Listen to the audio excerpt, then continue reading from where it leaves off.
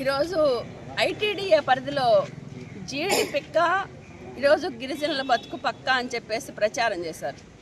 మొత్తం గిరిజన ప్రాంతాలంతా జీడి ఈరోజు అందరూ వేసుకున్నారు.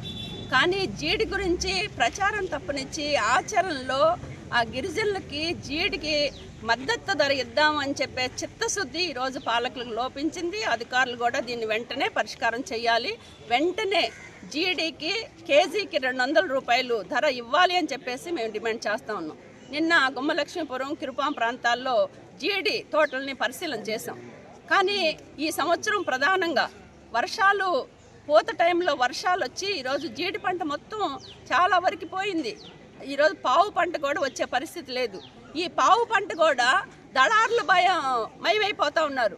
ఒక్కొక్క ఊర్లో ఒక్కొక్క రేట్ అమ్ముతూ ఉన్నారు. ఈరోజు గుమ్మలక్ష్మీపురం వెళ్తే 80 రూపాయలు కేజీకి కొంటున్నారు ఒక చోట, ఇంకో చోట 120 రూపాయలకే కొంటున్నారు. మామూలుగా ఈరోజు మార్కెట్లో జీడిపప్పు కొనుక్కోవాలి అంటే 1000 రూపాయలు, 1200 రూపాయలు జీడిపప్పు కేజీ ధర పలుకుతుంది.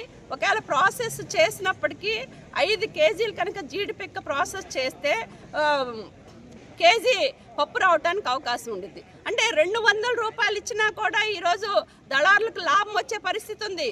అందుకని ఇప్పుడు వెంటనే ఈ ప్రభుత్వం ఆలోచన చేయాలి.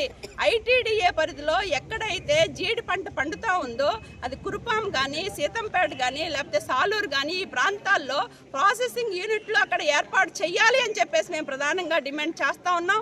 అంతేకాకుండా ఈరోజు గిరిజన బిడ్డలు చదువు దూరం చేసే విధంగా నూతన విద్యా విధానం తీసుకొచ్చి పాఠశాలని మెర్జి చేస్తూ ఉన్నారు.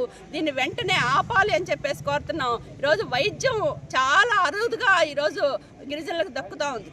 ఏ పిహెచ్సిలకు వెళ్ళినా సరైన మందులు ఉండట్లేదు, డాక్టర్లు ఉండట్లేదు, ఎక్విప్మెంట్ ఉండట్లేదు. అందుకని వెంటనే గిరిజన ప్రాంతాల్లో పిహెచ్సిల్ని అభివృద్ధి చేయాలి, స్కూల్స్ని అభివృద్ధి చేయాలి అని చెప్పేసి కోరుతున్నాం. ఈరోజు పార్వతీపురం మొన్ననే బడ్జెట్ జరిగింది. బడ్జెట్లో కనీసం ఇది పార్వతీపురం అనేది మన్యం జిల్లా, గిరిజనులు ఎక్కువ శాతం ఉన్న జిల్లా. ఇలాంటి జిల్లాకు కూడా నయా పైసా డబ్బులు కేటాయించకుండా ఈరోజు పార్వతీపురం మన్యం జిల్లాని చాలా అన్యాయం చేస్తూ ఉంది ప్రభుత్వం. ఒకవైపు ఏమో మాటలేమో 2047లో మొత్తం అరచేతిలో స్వర్గం చూపిస్తూ ఉన్నారు. వెనకబడిన ప్రాంతాలకు మాత్రం నిధులు లేక ఈరోజు అల్లాడిస్తూ ఉన్నారు.